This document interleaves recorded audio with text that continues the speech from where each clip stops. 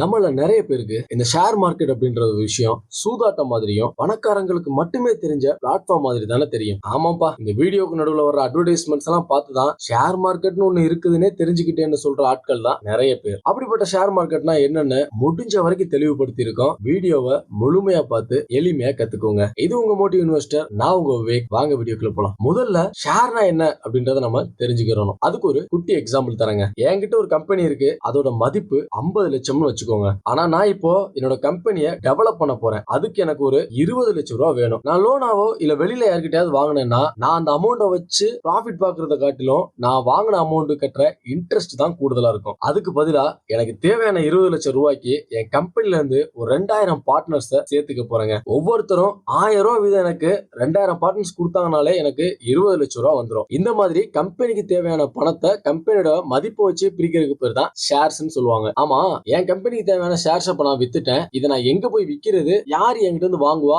அவங்க எங்க இருந்து வாங்குவாங்க அப்படின்றலாம் தெரிஞ்சுக்கணும். அப்படின்னா இங்கதான் ஷேர் மார்க்கெட் அப்படின்ற ஒரு விஷயம் வேலையே செய்யுது. ஏன்பா இந்த ஷேர் மார்க்கெட் அப்படின்னா அந்த பம்பாயில இருக்குமே, அங்கவா போயிட்டு வரணும் அப்படின்னு கேட்டீங்கன்னா ஸ்டெப் நம்பர் 2 நீங்க ஃபாலோ பண்ணி ஆகணும். நாம எங்க போய் ஷேர்ஸ் வாங்குறது அப்படின்றதான் ரொம்ப முக்கியமான ஒரு விஷயம். இதுக்கு நீங்க பம்பாய் மாதிரியான ஊருக்குலாம் போகணும்ன்றது தேவையே இல்லைங்க. இதுக்காகவே இன்னைக்கு மார்க்கெட்ல நிறைய அப்ஸ்டாக்ஸ், ஜீரோதா, ஏஞ்சல் ஒன், 5 பைசா மாதிரியான புரோக்கர்ஸ் அப்ளிகேஷன்லாம் அவைலபிள் இருக்கு. இந்த புரோக்கர்ஸே இல்லாம நம்ம ஷேர்ஸை வாங்க முடியுமான்னு கேட்டீங்கன்னா வாய்ப்பு கம்மி தான் அப்படின்னு தான் சொல்லணும். இவங்க நமக்கு ஷேர்ஸை வாங்குறதுக்கும் நம்மளுடைய டிரான்சாக்சன்ஸ் எல்லாத்தையும் மெயின்டைன் பண்றதுக்கும் கொஞ்சமா சார்ஜ் பண்ணுவாங்க. இதுல யார் ரொம்ப மினிமமா சார்ஜ் பண்றாங்களோ அந்த மாதிரியான புரோக்கர்ஸ் அப்ளிகேஷன் நீங்க செலக்ட் பண்ணிக்கோங்க. இவ்வளவுதாங்க. ஷேர்னா என்னன்றதை பார்த்துட்டோம், ஷேர் மார்க்கெட்னா என்னன்றதையும் பார்த்துட்டோம், இந்த ஷேர்ஸ் எங்க வாங்கலான்றதையும் பத்தி பார்த்துட்டோம். ஓகேங்க, இப்போ என் கம்பெனிக்கு தேவையான 20 லட்சம் ரூபாய் கிடைச்சிருச்சு. நான் இதை வச்சுட்டு கம்பெனியை டெவலப் பண்ண ஆரம்பிக்க போறேன். ஸ்டெப் நம்பர் 3, ஷேரோட வேல்யூனா என்ன? நீங்க 1000 ரூபாய் கொடுத்து நீங்க வாங்கினது என்னோட 50 லட்சம் ரூபாய் மதிப்புள்ள கம்பெனியை நம்பி நான் டெவலப் பண்ணி இப்போ கம்பெனியோட மதிப்பை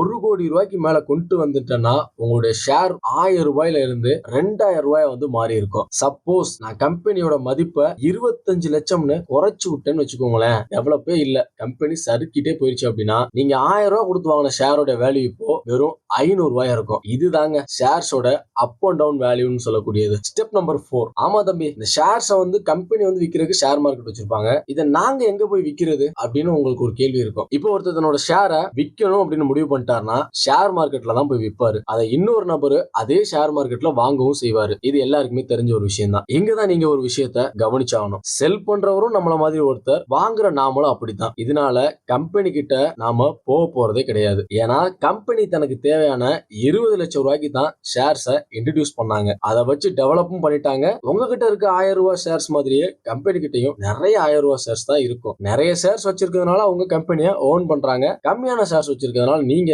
அந்த கம்பெனில பார்ட்னர்ஸ் தான் இருக்கீங்க. இவ்வளவுதான். நீங்க ஒரு ஷேர்ஸை வித்தாலும் சரி, இல்ல வேற ஒருத்தர் அதை வாங்கினாலும் சரி, நீங்க 2 பேரும் தான் எக்ஸ்சேஞ்ச் பண்ணிக்கிறீங்க. அவ்வளவுதான். ப்ராஃபிட் அண்ட் லாஸ் உங்களுக்கு எப்படியோ அதே மாதிரி தான் கம்பெனிக்கும். இதை நீங்க கவனமா புரிஞ்சுக்கோங்க. இவ்வளவுதாங்க. ஷேர்ஸ்னா என்ன, ஷேர் மார்க்கெட்னா என்ன, அதை எங்க வாங்கலாம், எங்க விற்கலாம், ஷேர்ஸோட மதிப்பு, ஷேர் மார்க்கெட்டை பத்தின ஃபுல் அனாலிசிஸ்மே இந்த வீடியோல நான் கொடுத்திருக்கோம். ஆனா இந்த வீடியோ கடைசி வரைக்கும் பார்த்தவங்க நீங்க இருந்தீங்க அப்படின்னா உங்களுக்காக ஒரு சின்னதா போனஸ் ஒன்று இருக்கு. நீங்க ஒரு ஷேர்ஸை வாங்கும்போது அந்த கம்பெனி ஃபியூச்சர்ல எப்படி பெர்ஃபார்ம் பண்ணுன்றத வச்சு மட்டும்தான் வாங்கணுமே தவிர இப்போ மார்க்கெட்ல அது என்ன பண்ணுதுன்றத வச்சு நீங்க ஒரு ஷேர்ஸை வாங்கினீங்க அப்படின்னா எல்லாரும் சொல்ற மாதிரி இந்த ஷேர் மார்க்கெட் ஒரு சூதாட்ட மாதிரி தான் உங்களுக்கு தெரியும். கண்டிப்பா அது உங்களை கவுத்து விட்டுரும். அதனால ஷேரோடைய ஃபியூச்சர் வேல்யூ மைண்ட்ல வச்சு நீங்க ஷேர்ஸை பை பண்ண பழகுங்க. அது உங்களை ஒரு நல்ல ப்ராஃபிட்டை ஏர்ன் பண்ண வைக்கிறதுக்கு வாய்ப்பா இருக்கும். இந்த வீடியோல நிறைய விஷயம் தெரியாத விஷயங்களா தெரிஞ்சுக்கிட்டோம்ப்பா அப்படின்ற மாதிரி உங்களுக்கு தோணுச்சு அப்படின்னா ஜஸ்ட் ஒரு லைக் அண்ட் ஷேர் பண்ணி விட்டுருங்க. ஏன்னா அது அடுத்தடுத்த வீடியோ பண்றதுக்கு எனக்கு மோட்டிவேட்டா இருக்கும். இது உங்கள் மோட்டிவ் இன்வெஸ்டர், நான் உங்கள் விவேக். அடுத்த ஒரு நல்ல வீடியோ சந்திப்போம். அது வரைக்கும் நன்றி, வணக்கம்.